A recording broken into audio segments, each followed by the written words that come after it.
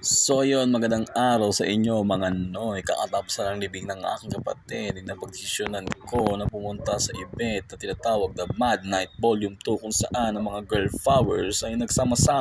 So yun, syempre shoutout sa Tambay Shirt ni Derek Pio Balbuena. Yun, syempre huwag niyong nakalimutan magdasal at magpagabay sa kahit anumang oras. Ride safe! So syempre, kailangan din natin muna ipapultang si Valkyrie bago tayo lumapasabok sa mahabang biyahe. So yun, disiplina sa sarili. Syempre, pag sinabing stop, stop na. So yun, reseller nga pala ako ng Tambay Shirt, Rags to Riches, bawal umihi dito. Kapag gusto nyo miss-call ng damit by Pio Balbuena, sa akin lang kayo kukuha mga sir. Legit tulak to. At yun na nga, bago pumunta ng event at mag-lifestyle na ipagkita mo na ako ay mata ng Team Tambay upang makuha ang aking mga orders. Yun na nga, syempre, tandaan, hustlen muna bago lifestyle. Get na kayo sa akin ng mga Team Tambay Shirt. Pipipil. So ayun, ginabi na kami bago makapunta ng event. So ang kinakailangan namin gawin ay ipark ang motor. At syempre, lakad ng mahaba. So kasama ko dito si Bush Galieta, also known as Teka Bush. So ayun na nga, ginabi na kami, di namin alam kung nagsimula na ba o hindi ang event. At syempre kailangan namin muna maghanap-hanap ng mga pwede lutuin at kainin. At yun na nga, papasok na kami ng Wawa Dam. Nakakatakot, sobra madilim at syempre sobrang lamig. Yun na nga, gabi na, kailangan namin sumakay ng bangka upang makahabol sa event. Syempre, ang lamig-lamig ng tubig. Huwag naman sana kami mahulog sa tubig. At yun na nga, biyahe na kami papunta ng event. At huwag niyong kakalimutan na magsuot ng inyong mga helmet sa biyahe sa bangka. So ayun, nandito na nga kami sa Sitio kay Rupa sa Montalban, Rizal, kung saan ginaganap ang event na Mad Night Volume 2, kung saan ang mga tao dito ay masaya at iisa ang hilig. At syempre, pag-ibig at kapayapaan ang dala sa mga tao nakakasalamuha sa buhay.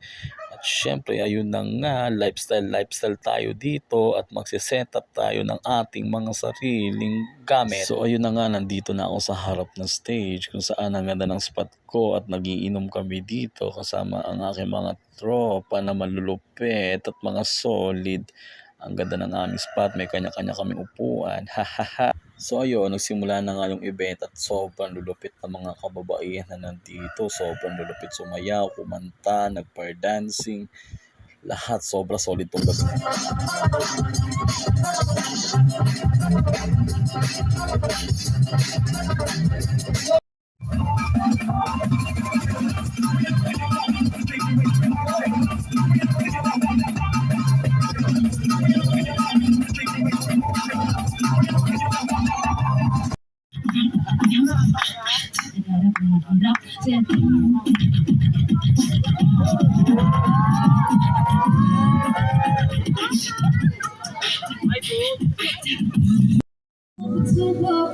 Kailangan harapin at tuwag pag-usap na naman ang sarili ko sa harap salamin.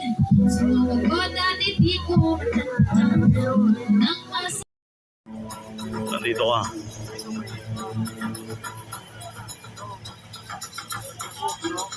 At yun na nga, sobrang sulit ng ticket. Mapapabili ka kahit magkano, diba? Ang lakas ng mga kababaihan ng gabing ito. At yun na nga, may lumapit sa akin isang cute na isang Pomeranian na tuta. Kasama niya syempre ang kanyang mga kaibigan na aso na nandito rin sa tabi namin nanonood, diba? At yun na nga, sobrang lakas ng event nung gabing yun. At syempre, mas malakas ang buwan. Inalasing na ako na ito eh. Diba? So yun na nga, dinapuan na ako ng antok at sobrang lasing nung gabing ito. Kaya kailangan ko na rin magpahinga dito sa aking tuyan at kailangan ko na matulog kasi sobrang lamig nung gabing iyon. At yun na nga, good night sa mga kasama kong paro-paro dyan na natutulog sa duyan. Yun na nga, umaga na naman ako nung nagising. Sobrang sarap ng mga nangyari kagabi. Sobrang solid. Hindi ko yun makakalimutan. Na nga, unting ligpit kasi maaga na at syempre asikaso muna sa sarili at yun, makikita nyo sobrang sarap ng vibes dito.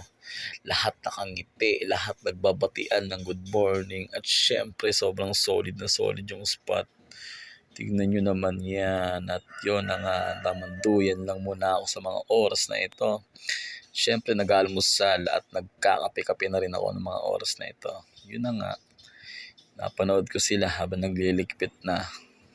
Bye-bye. So yun, nagluluto na ang mga kuya ng aming almusal at syempre dapat masarap ang aming ulam. Ayun, nakita mo dito si Teka Bush na naglalaro ng skate kasi daw siya isang skaters.